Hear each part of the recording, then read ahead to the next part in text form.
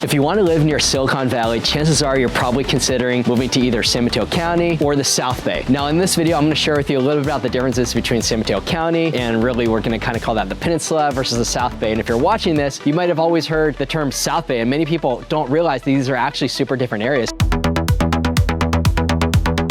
So let me just start with a little bit of geography. So there's San Mateo County, which is basically south of San Francisco and north of Palo Alto and Menlo Park. And that includes the whole coastal area like Half Moon Bay, Moss Beach, Pescadero. That's all part of San Mateo County on the coast. Then obviously all the towns kind of in the North Peninsula, ranging from South San Francisco on south all the way down to like kind of Redwood City. We would kind of call that the North Peninsula or just the peninsula. And when we talk about the South Bay, we're talking about all the areas kind of like Palo Alto and south. Now there's no like official rule around kind of how this works. But generally when I think of the South Bay, I think in the southern part of the San Francisco Bay, which totally makes sense. So we kind of think of that more like Los Altos Hills, Los Gatos, Palo Alto, San Jose. That'd be like extreme South Bay. And that's kind of some of the different areas, including like Mountain View and Portola Valley. We'd all consider that like South Bay. So let me give you kind of idea though, why would you choose one place versus the other? In my view, of course, there's several different factors which I'll talk about. And if you stay tuned to the end, I'll tell you which of these places was ranked the best and happiest county to live in the entire state of California. But first, why would someone choose one area versus the other? In my view, I think the main thing driving the decision should be jobs. So if you work in Silicon Valley, and if you have a significant other, partner, boyfriend, girlfriend, spouse, whatever it is, if both of you work in Silicon Valley, it's less likely that you're gonna wanna be a little bit more north. And if both of you work in San Francisco and you don't wanna live in the city and Marin isn't your choice, then you're probably gonna wanna live on the peninsula. So that's an easy choice. Now, if one of you works in the city, one of you works in the valley, you probably might choose the peninsula just from a commuting perspective because you're a little bit closer to the city, but you can still pop down to the valley. And then the other thing to consider is how many days a week are you going into the office? So taking that shuttle from the Apple campus all the way back up to Burlingame, that is miserable. I would not want to do that. I've had a couple clients who live in Burlingame, sold their homes, moved a lot more south just to be a little bit closer to work. Sure, 10 years ago it wasn't a big deal, but with all this post-COVID traffic, it's kind of insane. It's not something that you want to do. So if you're working in the valley, you're not really going to want to live too much more north than like Palo Alto, Menlo Park, or Redwood City. Now, if you're only going into the office a couple days a week, you might choose to live a little bit closer to the city. I'm working with some clients right now who are a young couple, no kids. They're about 30 years old and they both work at the same tech company down in the valley. They're wanting to be more Redwood City and north because I think they like proximity to San Francisco for fun things on the weekends, friends, all that. But if you're a family and you're gonna start to think about schools and parks and after school activities and where's your network of friends, those are things that you're gonna kind of want to keep in the back of your mind when you think about where you want to live. But it's not common to see people who are living down in Palo Alto or Portola Valley, heading up to the city every day for work. That's like basically no fun. And if you kind of work in South San Francisco in the biotech space, for example, you're probably not going to want to live Palo Alto and south. You're probably going to want to be a little bit closer because you get a huge amount of traffic that kind of backs up right around 101 and 92, 101 and Hillsdale Boulevard. And if you're kind of living south of that, heading a little bit more north, unless you're leaving before 7 a.m., that's just not going to be that pleasant. I once represented a family who bought in Belmont. One of the family members was a doctor who needed to be in San Francisco every morning by 7 a.m. for surgery. That was okay. But if you got to go to the city at 8 a.m. and you're living like more in the southern part of the peninsula or the northern part of the South Bay, in my view, that's in the like pull your hair out category unless you just want to listen to good podcasts all day. Now, if you work in the valley, like let's say you work at Apple or Google or Meta in Menlo Park, you're probably going to want to live a little bit more south. If you work at Adobe or Intel or any of these other big companies, you're probably going to want to live in the South Bay. But if you're working at some other tech company, like you're working at Roblox or SurveyMonkey or Verkada, all these companies are going to be a little bit more north. You do have a little flexibility to live in the northern part of the South Bay, but in my view, you're not going to want to drive if you have to go into the office like 3 to 4 days a week. You're not going to really want to drive more than like 10 or 25 minutes because it's not fun. And I would say from a pricing standpoint, which I'll talk about in a little bit, the real estate is not any cheaper in one part versus the other part, whether in the North Peninsula or in the South Bay. Obviously, there's parts that are a little pricier, a little bit more expensive, but it's not like we could say the South Bay is going to be cheaper than the North Peninsula. That's not necessarily the case. It's all expensive. Now, if you go out into the East Bay and then you commute across 92 or the Dunbarton Bridge, then you're going to get a much better value in the East Bay, but then you're in the East Bay, it's going to be a little bit warmer out there. You're going to get more house, more yard. You're going to get a lower price per square foot. So that's a good option if you only need to come into the valley like 1 or 2 days a week. But if you kind of need to be at your office more often and you want some better weather, the peninsula is going to be the place to be.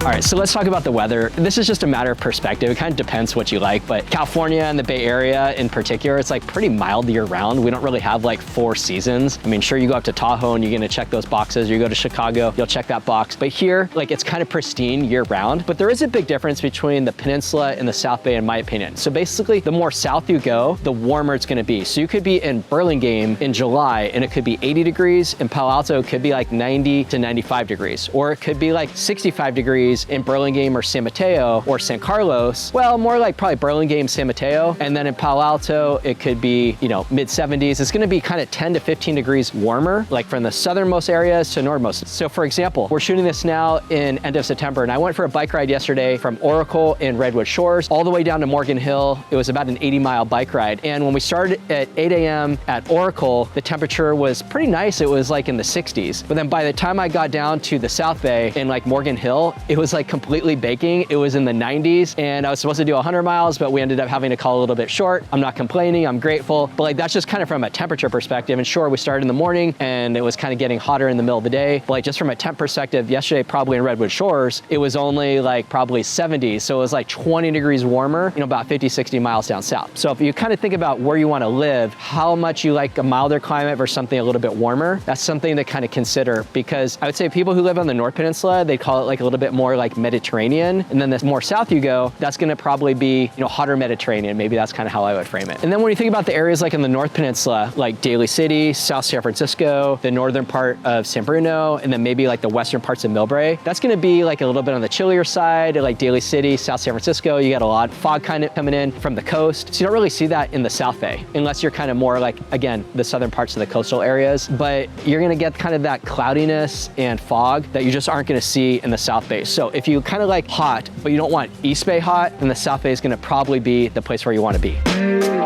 Okay, so for those of you who are thinking about healthcare, is living in the peninsula or the South Bay, are you gonna get better access living in one area or the other? And my view is like probably not really. So if you live in the North Peninsula or in the peninsula, you're gonna be obviously closer to UCSF in San Francisco, which is a top-ranked hospital and research institute, of course. And then if you live a little bit more south, you have Stanford. But in my view, kind of doesn't make a huge difference. We also have Kaiser, which has hospitals and centers kind of throughout the peninsula and the South Bay. We also have Sutter Health. We have Palo Alto Medical Foundation, but they all kind of have offices up and down the peninsula and the South Bay. So wherever you live, you're going to be getting access to world-class healthcare.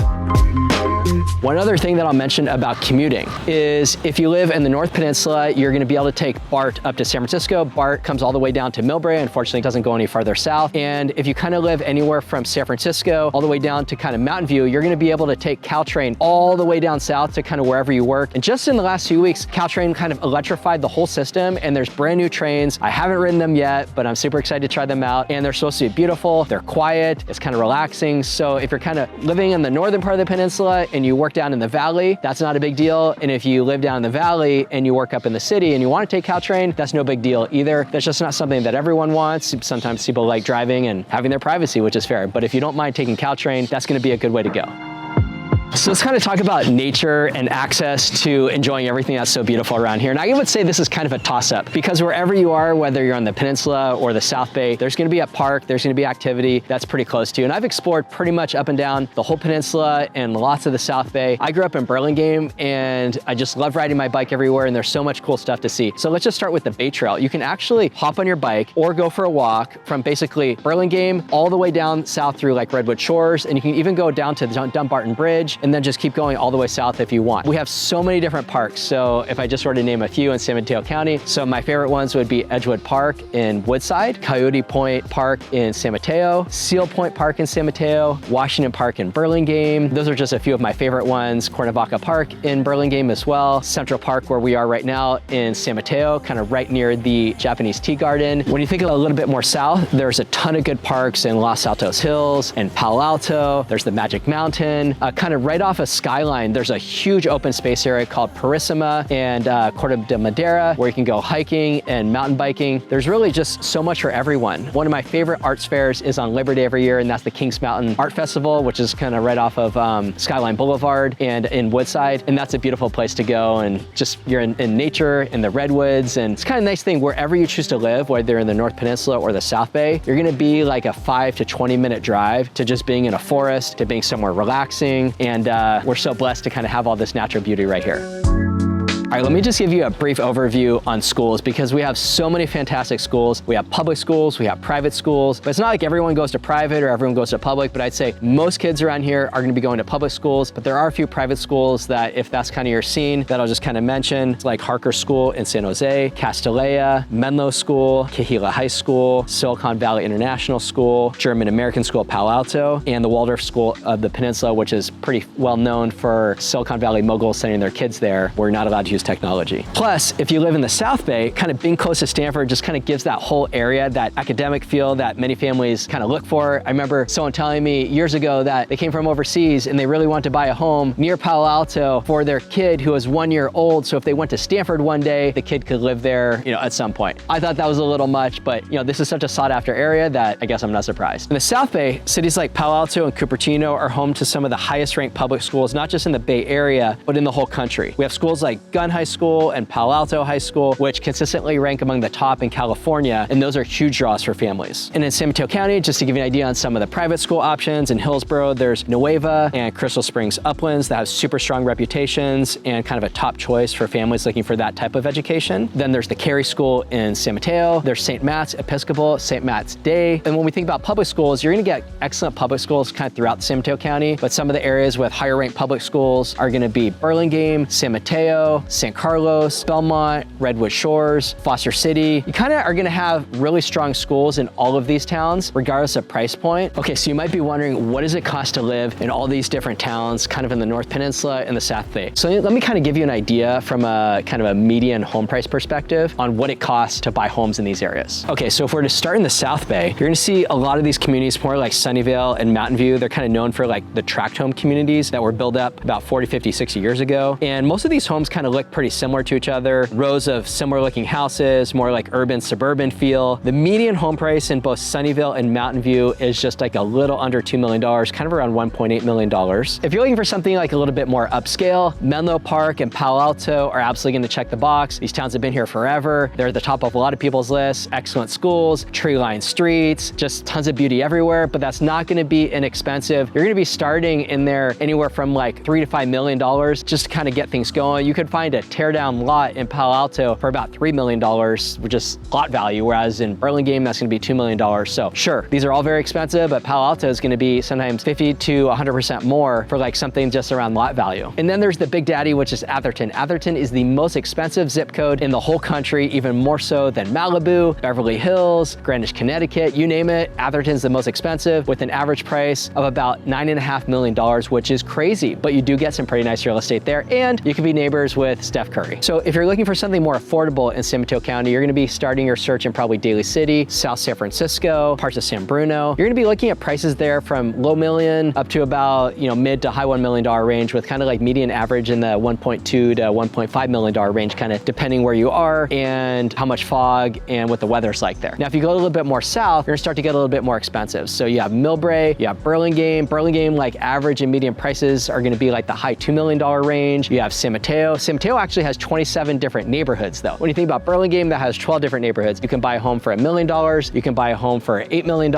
It just kind of depends. So it's hard to kind of generalize within San Mateo. And then when we talk about other towns like San Carlos and Belmont, San Carlos is very kind of comparable to Burlingame, but you're going to be seeing about 10 to 15% lower prices because it's just a little bit farther from San Francisco, but it's still pretty expensive. It's also near the valley. So for someone who gets priced out of kind of Palo Alto, Menlo Park area, but they don't want to be a lot more north, kind of San Carlos is going to check that box. And same with Redwood City. So San Carlos, you're going to be looking at prices kind of in the low $2 million range, but like more starting high ones going up to about $4 million. Redwood City are going to be more like mid ones up to about $4 million. So you have different pockets within Redwood City, but kind of wherever you are, whether you're on the peninsula and then you're moving south all the way to the South Bay, you're kind of in between the San Francisco Bay on the east side, and then on the west side, you basically have the 280 freeway. And the more west you go, so about if you go to kind of bisect between 101 and 280, that's going to kind of be in a flatter area, but as you go west up towards 280 and then you go south, that's all gonna be in a hillier area. So if you like views and you like being able to look at the bay or canyon views, you're probably gonna wanna be up in the hills. And what's cool about the hills is you're gonna get much lower price per square foot up there than you will in a flatter area. Why is that? Because flatter areas tend to be more expensive because there's more demand for people who wanna be flat and walkable. And that's why you see some areas in the South Bay, particularly like in Atherton with acre lots, Palo Alto and Menlo Park, which typically have much larger flat lots than you'll see up in like the Burlingame area, which has mostly like 5,000 and 6,000 square foot lots. Or San Carlos near Laurel Street, like the flat areas, that's gonna be like 4,500 to 6,000 square foot lots. There's very few areas in the North Peninsula where you can get a larger lot in a flat area. There's gonna be like a few parts of Hillsborough, like on the eastern side of the city, that's gonna be like super expensive to be flat, walkable to downtown San Mateo or to downtown Burlingame because people love to shop, they like to walk around, and having all that privacy and in a flat, walkable location, that's pricey, but